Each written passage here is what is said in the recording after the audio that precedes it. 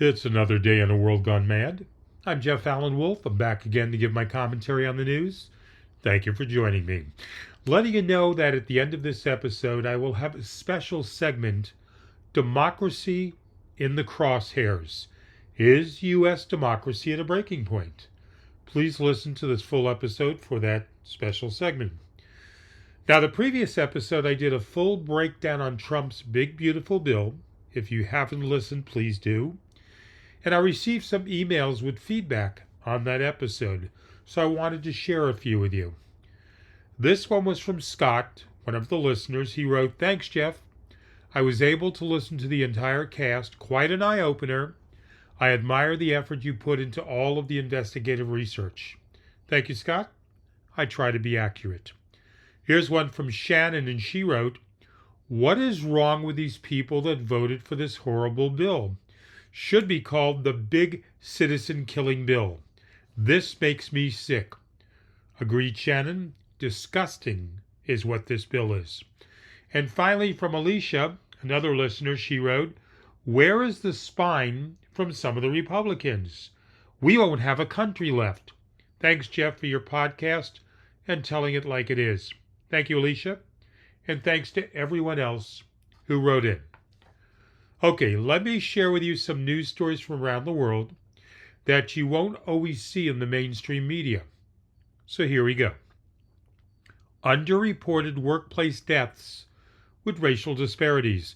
Now, nearly 6,000 U.S. workers died on the job in a single year, and behind those numbers lies a disturbing pattern.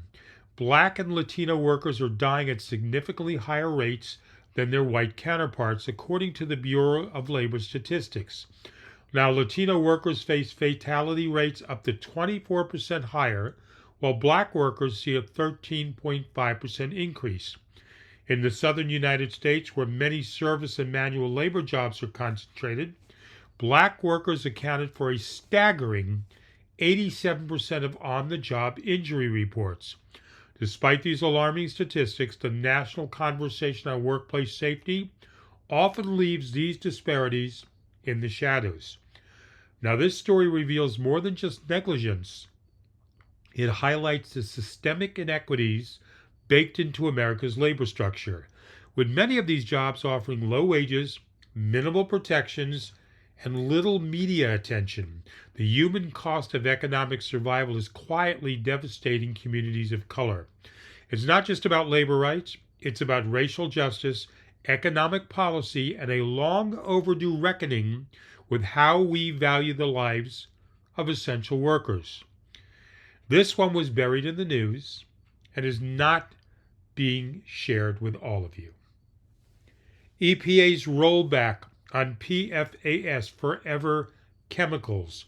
The Environmental Protection Agency has quietly rolled back key efforts to regulate PFAS, the so-called forever chemicals that contaminate water supplies and accumulate in human bodies. Now, despite growing evidence linking PFAS, exposure to cancer, hormone disruption, and developmental issues, the agency recently delayed enforcement of new PFAS limits and slashed $15 million in planned funding to address contamination. Now, the rollback is viewed by critics as a betrayal of public trust and a gift to corporate polluters. This move weakens oversight at a time when PFAS are being detected in everything, from drinking water to even fast food wrappers. Now, environmental advocates warn that the health risks are severe and cumulative, and that government retreat from regulation places millions at continued risk. The rollback also raises larger concerns about transparency, influence, and whether political convenience is being prioritized over scientific evidence. This is another example where scientific evidence doesn't count among Republicans. They don't give a damn about our health as much as they say they do. COP30 climate conference chaos. The recent climate preparatory talks in Bonn, Germany, meant to lay the groundwork for the upcoming COP30 summit, devolved into logistical chaos. That's right, delegates reported hotel shortages, broken infrastructure, and disorganization that undercut serious policy negotiations. Now, with time running out to form binding agreements on carbon targets and financing for vulnerable nations, the conference instead became a case study in how poor planning can derail progress. Observers noted that critical conversations on climate adaptation and emissions were often overshadowed by complaints about transportation failures and missing accommodations.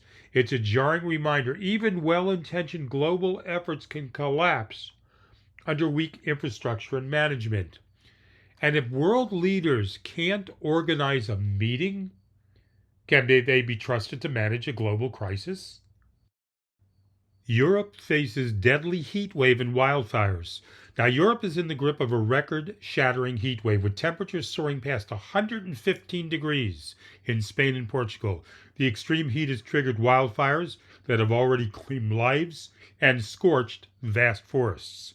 France, Germany, and Italy are scrambling to contain the crisis, closing schools, banning outdoor labor, and bracing for power grid overloads and wealth system strain. This crisis isn't just seasonal. It's a snapshot of the new climate reality.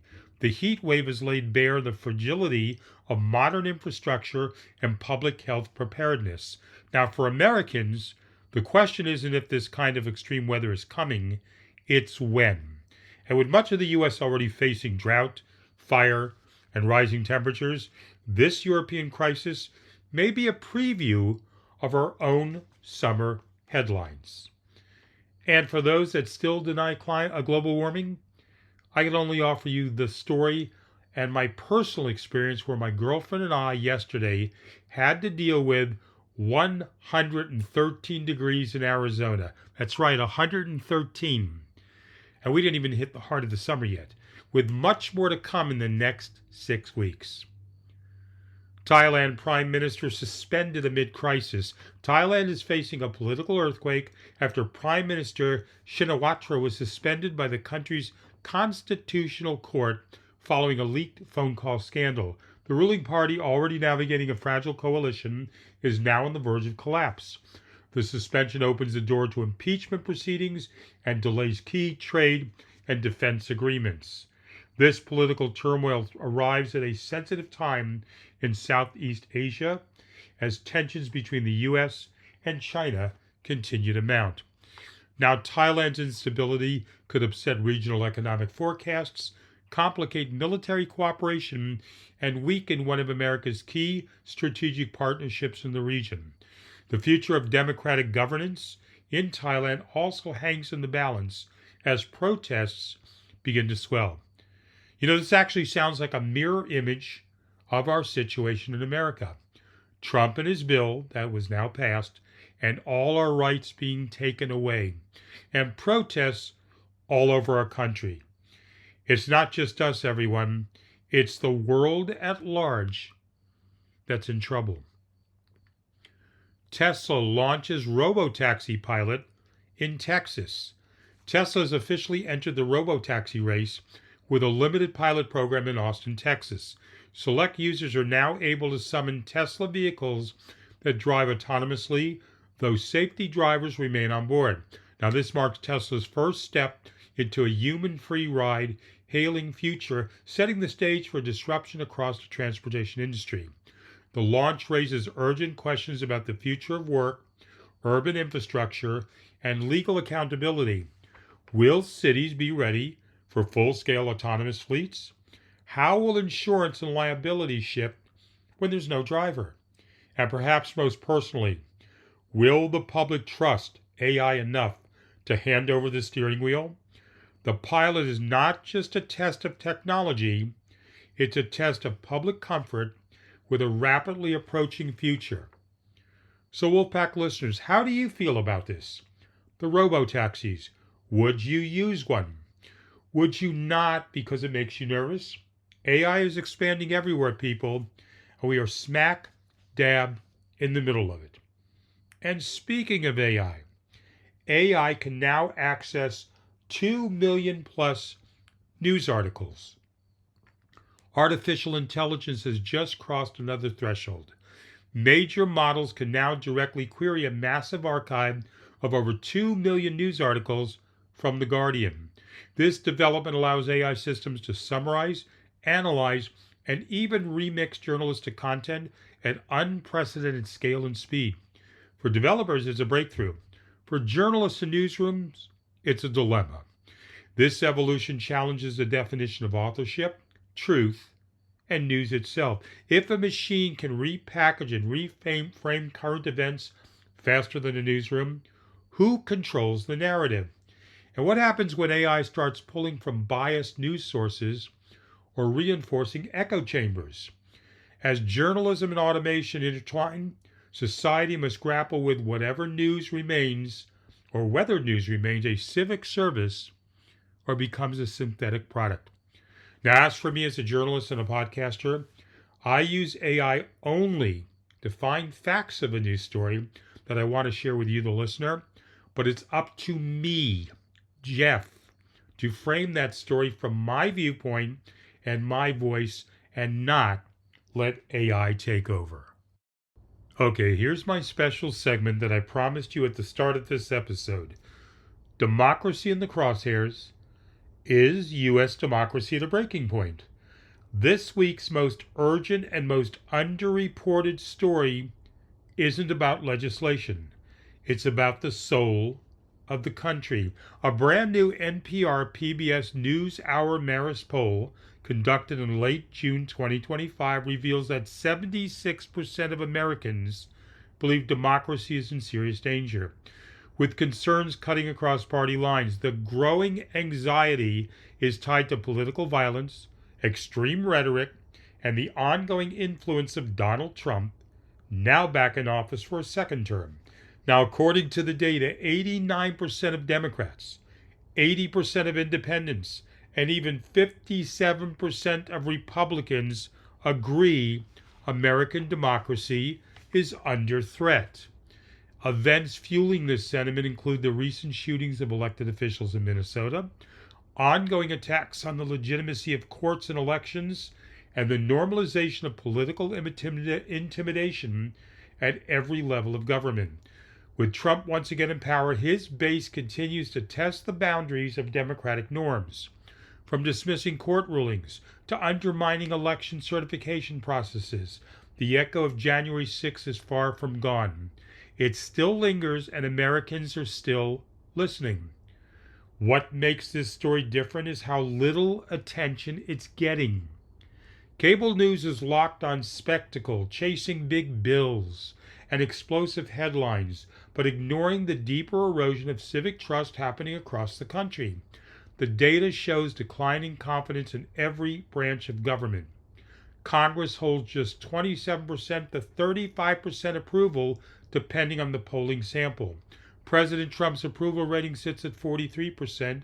I don't know why so high, but the GOP remains tightly aligned behind him heading into the 2026 midterms.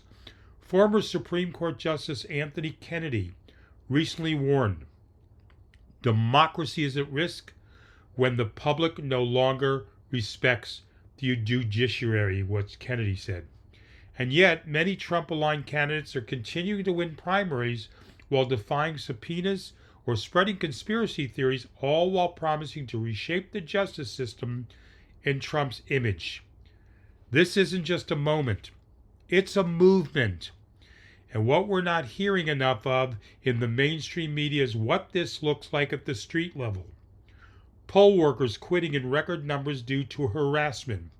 Death threats aimed at secretaries of state and election officials. Coordinated pressure campaigns targeting state courts and legal authorities. This is a wake-up call. The system isn't just cracking at the top, it's splintering from underneath. And if we're not paying attention now, we may not get another chance to fix it. So I ask you, the Wolfpack listener, what signs do you see of democratic decay? Are your local institutions safe? Are voters being silenced, intimidated, or disengaged? What will you do if your local officials are targeted for simply doing their jobs? This is your democracy. The alarm bells are ringing. Are we listening? If you care to share your comments, email me, please, AWorldGoneMadPodcast at gmail.com. Okay, last episode I was concentrating on Trump's big bill, the beautiful big bullshit bill, that, by the way, did pass. The Republican backbone stood up and 2 Republicans joined the Democrats. So we fell 2 votes short from the Republicans. Way to go, Republicans, caring about the frigging citizens of America. Anyways, I didn't do an uplifting story that episode before, so I'm bringing it back for this episode. It's time to talk about the trucker who became an inadvertent hero. It was supposed to be just another delivery. Jose Hernandez, a long-haul trucker originally from El Salvador, had been on the road for 11 hours, headed toward a warehouse in suburban Houston. Now the sun was beginning to set, painting the skyline in amber and rust, when Jose saw something he would never forget: a second-story apartment on fire just across the street. Smoke billowed from the windows. A crowd had begun to gather. Panic buzzed in the air. A man trapped on the second floor leaned out of a window, coughing, waving his arms, and crying for help. There was no fire truck in sight. Jose knew he didn't have time to wait. He gripped the wheel of his truck, revved his engine, and steered his 18-wheeler into position, parking it directly beneath the burning apartment unit. I thought maybe they could use it to reach him, he later said. And they did.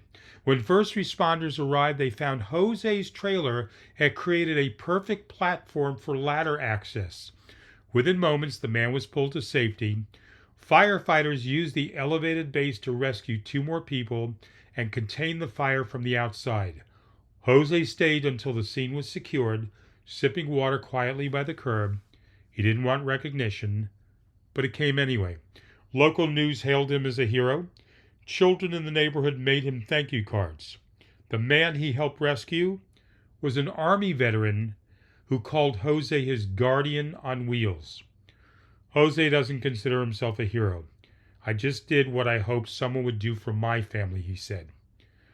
But in a world too often filled with division, Jose's act of selfless courage reminds us that heroes don't always wear uniforms or badges. Sometimes they wear trucker hats and carry a thermos.